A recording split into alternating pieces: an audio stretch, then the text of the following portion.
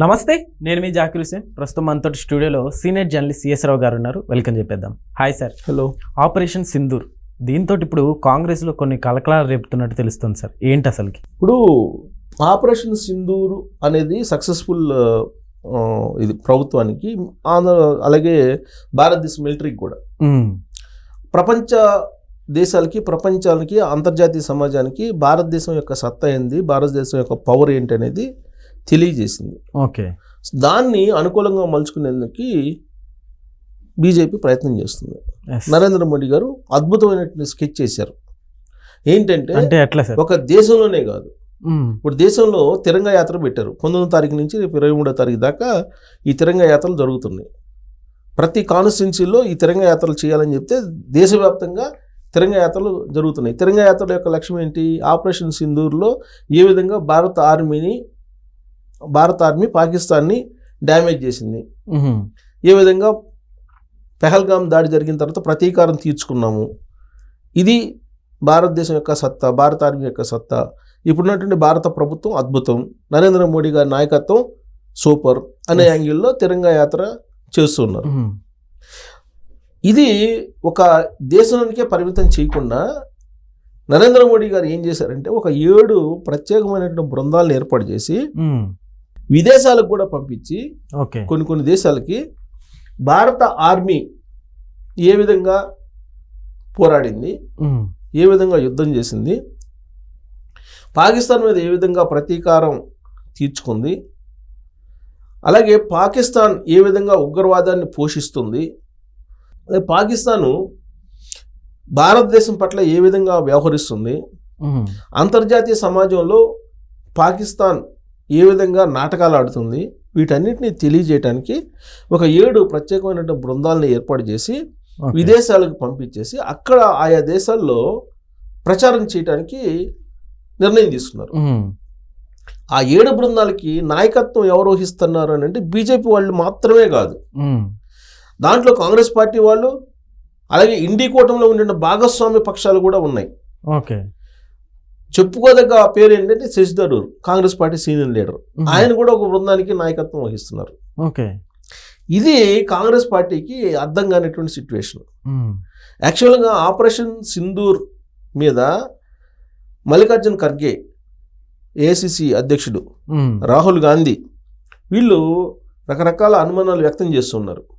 అసలు పెహల్గాం దాడి జరిగిన తర్వాత ఆ దాడి జరగడానికి కారణమే ఇంటెలిజెన్స్ ఫెయిల్యూరు అనేది కాంగ్రెస్ పార్టీ లేవనెత్తింది. Yes sir. అయితే ఇక్కడ నేను ఈ యుద్ధాలు ఇదంతా జరుగుతుంటే కొన్ని కామెంట్స్ నాకు గట్టిగా అనిపించాయి సార్. నరేంద్ర మోదీ గారు బీజేపీ హవా తగ్గిపోవడంతో ఇట్లా ఏమైనా చేయించారా హవా చూయించుకోవడానికి? ఇప్పుడు బీజేపీ ఇప్పుడు ఎట్లా మాట్లాడుకుంటున్నారు ఈ విధంగా? సో అందులో ఏమన్నా నిజముందంటారా ఇందులో? అంటే ఇలాంటి గాసిప్స్ అనేది రావడం సహజం. Yes sir. పొలిటికల్గా తీసుకుంటే కనుక ఏమీ లేని చోట కూడా ఉన్నట్టు గాసిప్స్ క్రియేట్ చేసేసి గందరగోళం చేస్తారు. 2 మార్గాలు రాజకీయ పార్టీలకి ప్రజల మీద ప్రయోగించేది. ఒకటి కన్విన్స్ చేయటం, కన్విన్స్ కానప్పుడు ప్రజల్ని కన్ఫ్యూజ్ చేయటం. ఈ రెండిట్లో ఏదో ఒకటి చేసి ఓట్లను రాబట్టుకోవటం, ప్రజలను ఆకర్షించేటువంటి ప్రయత్నం చేస్తూ ఉన్నాయి రాజకీయ పార్టీలు. బహుశా ఆ కోణం నుంచి చూస్తే కనుక ఇలాంటి గాసిప్ అయి ఉండొచ్చు అది.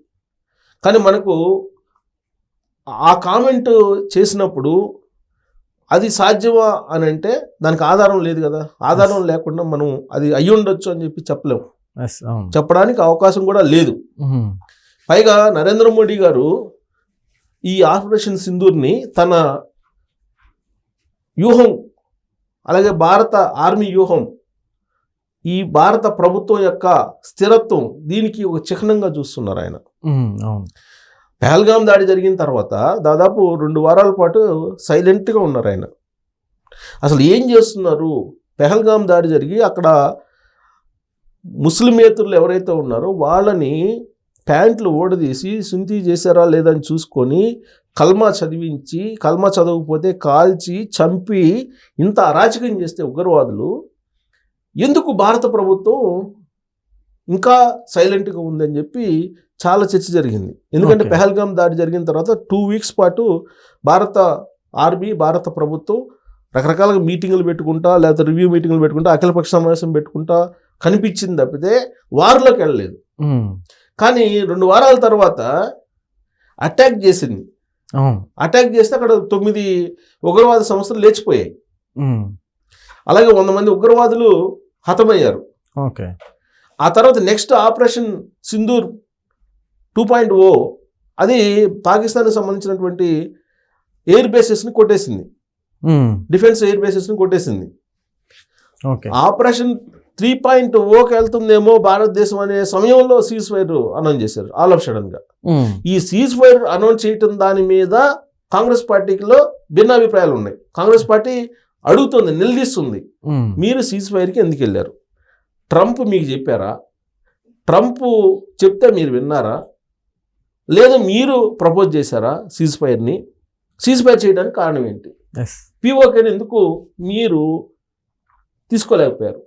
పిఓకేని ఇది మంచి సమయం కదా పిఓకేని తీసుకోవడానికి, మరి పిఓకేని ఎందుకు స్వాధీనం చేసుకోలేకపోయారు అనేటువంటి ప్రశ్నలు కాంగ్రెస్ పార్టీ లేవనెత్తుతుంది. వీటికి సమాధానం బీజేపీ దగ్గర నుంచి రావట్లా. ఇప్పుడు కాల్పుల విరమణ ప్రకటించారు. ఎవరు ప్రకటించారు? ముందు అమెరికా అధ్యక్షుడు ట్రంప్ ప్రకటించాడు. ట్రంప్ ప్రకటించిన దానికి మీరైనా ఖండించారా? ప్రధానమంత్రి నరేంద్ర మోడీ గారు ఇప్పటి వరకు ఖండించలా. ఆయన సౌదీలో పర్యటనలోకి వచ్చినటువంటి ట్రంప్ సౌదీలో కూడా ఏం చెప్పాడు? నేనే పాకిస్తాన్ భారత్ యుద్ధాన్ని ఆపేశాను అని చెప్పాడు కదా. మీరు యుద్ధం కాదు చేసుకునేది, వస్తువులు అమ్ముకోండి అని చెప్పాను, అందుకే ఆపేశారు అని చెప్పాడు ఆయన. దానికి కూడా రిప్లై ఇప్పటి వరకు కూడా నరేంద్ర మోడీ గారు ఇవ్వలేదు. మరి ఎందుకు ఇవ్వలేదు? మీరు పెహల్గాం దాడి జరిగిన తర్వాత 2 వారాల పాటు మీరు ఎందుకు కామ్గా ఉన్నారు? పెహల్గాం దాడి జరగడానికి కారణం ఏంటి? సీజ్ ఫైర్కి కారణం ఏంటి అనేటువంటి ప్రశ్నలు కాంగ్రెస్ పార్టీ నుంచి వస్తున్నాయి. వస్తున్నటువంటి తరుణంలో ఆ వాయిస్ని ఓవర్కమ్ చేస్తూ బీజేపీ ఏం చేసింది? తిరంగ యాత్రకి వెళ్ళిపోయింది. తిరంగ యాత్ర తర్వాత నెక్స్ట్ స్టెప్ ఏంటి? విదేశాలకి బృందాలను పంపించేసి విదేశాల్లో కూడా భారత యొక్క శక్తి ఏంటంటే తెలియజేసి ప్రచారం చేయాలనేటువంటి ఉద్దేశంతో ఒక ప్లాన్ చేశారు. దానికి ఇండియా కూటమిలో ఉండేటువంటి భాగస్వామ్య పక్షాల లీడర్లను కూడా నియమించింది. ఆ బృందాలకి నాయకత్వం 7 బృందాలు. 7 బృందాలు ఎవరెవరు ఉన్నారు నేను చెప్తాను. 7 బృందాల్లో శశి థరూర్ ఒక బృందానికి ఆయన నాయకత్వం వహిస్తున్నారు. ఇక రవిశంకర్ ప్రసాద్ ఈయన సరే BJP, Baijayant panda BJP, Sanjay Kumar zoo JDU అంటే జేడీయూ అంటే ఎన్డీఏలో భాగస్వామ్యం జేడీయూ, కనిమొళి డిఎంకే, డిఎంకే ఎవరు? ఇండి కూటమిలో భాగస్వామి, కీలక భాగస్వామి డిఎంకే. కాంగ్రెస్ పార్టీ, డిఎంకే, ఈ ఇతర పార్టీలు అన్నీ కలిసి ఇండి కూటమిని ఏర్పాటు చేసుకున్నాయి. మరి ఒక బృందానికి డిఎంకే సంబంధించి కనిమొళిని లీడర్ని చేశారు. తర్వాత సుప్రియా సూలే ఎన్సిపి ఇది కూడా ఇండి కూటమిలో భాగస్వామ్యే. తర్వాత శ్రీకాంత్ షిండే శివసేన, ఇది అంతే. సో ఈ జాబితాలో మొత్తం చూస్తే 7 బృందాలకి సంబంధించి 4 బృందాలకి ఇండియా కూటమిలో ఉండేటువంటి లీడర్లే నాయకులుగా పెట్టారు. ఆ బృందాలు ఇప్పుడు విదేశాలకు వెళ్తున్నాయి. 22వ తారీఖున విదేశీ పర్యటనకు బయలుదేరి వీళ్ళు 10 రోజుల పాటు 5 దేశాల్లో వీళ్ళు పర్యటించబోతున్నారు. జూన్ మొదటి వారంలో ఈ బృందాలు మళ్ళీ తిరిగి రాబోతున్నాయి అని చెప్పి షెడ్యూల్ కూడా అనౌన్స్ చేశారు. సో ఆపరేషన్ సింధూర్కు సంబంధించి కీలకమైనటువంటి 5 కీలక అంశాలను ప్రపంచ దేశాల్లో వివరించబోతున్నాయి. వాటిలో ఏంటంటే అదే ఇందాక నేను చెప్పాను కదా, పాకిస్తాన్ తీరు ఎలా ఉంది, ఉగ్రవాదులు ఎలా ప్రోత్సహిస్తుంది ఆ దేశం, ఉగ్రవాద దాడుల్ని ఎందుకు చేయాల్సి వచ్చింది భారతదేశం, అలాగే పాకిస్తాన్కు సంబంధించినటువంటి ఎయిర్ బేసెస్ని ఎందుకు టార్గెట్ చేయాల్సి వచ్చింది, వీటన్నిటిని కూడా ఎక్స్ప్లెయిన్ చేస్తారు ఆ బృందాలు. అంటే ఈ ప్రయత్నం కాంగ్రెస్ పార్టీలో విభేదాలని కలిగిస్తుంది. అసలే చిదంబరం చేసినటువంటి కామెంట్ తోటి రకరకాలుగా ఇప్పుడు కాంగ్రెస్ పార్టీలో చర్చ జరుగుతుంది. అవును, ఎందుకు? ఎన్డీఏ కూటమి సమావేశం అవుతుంది. వాళ్ళు ఉమ్మడి కార్యాచరణ ప్రణాళికను రచించుకొని వాళ్ళు వెళ్తున్నారు. మరి ఇండి కూటమికి సంబంధించి ఉమ్మడి ప్రణాళిక ఎక్కడుంది, ఇండి కూటమి అసలు ఉందా లేదా అని చెప్పి Congress party senior leader Chidambaram గారే ప్రశ్నించారు. దాంతో కాంగ్రెస్ పార్టీలో ఐక్యత లేదు, ఇండి కూటమిలో అసలు ఐక్యత లేదు, అది ఉందో లేదో కూడా తెలియని పరిస్థితికి వచ్చింది అనేటువంటి చర్చ జరుగుతున్న సమయంలో ఇప్పుడు 7 ప్రత్యేక బృందాలను విదేశాలకు పంపించి ఆపరేషన్ సింధూర్ని హైలైట్ చేయడానికి ఇండియా కూటమిలో ఉండేటువంటి భాగస్వామ్య పక్షాల లీడర్లనే నరేంద్ర మోడీ గారు ఉపయోగిస్తున్నారు. ఓకే. దీన్ని జీర్ణించుకోలేకపోతుంది కాంగ్రెస్ పార్టీ. ఇది కాంగ్రెస్ పార్టీలో కొంత కలకలం రేపుతుంది. కారణం ఏంటంటే కాంగ్రెస్ పార్టీకి సంబంధించిన లీడర్లే ఇప్పుడు నాయకత్వం వహిస్తున్నారు ఈ బృందాలకి. ఎస్.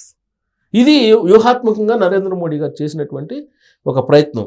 ఈ ప్రయత్నం కాంగ్రెస్ పార్టీలో ఒక రకంగా చెప్పాలంటే నిప్పు పెట్టింది. ఎస్. అది ఎలా మండుతుందో, ఎలా బగ్గుమంటుందో భవిష్యత్తులో మనం చూడాలి. కాంగ్రెస్ పార్టీలో ఏ విధంగా అది బయటికి రాబోతుంది అనేది. Okay. Okay sir, thank you.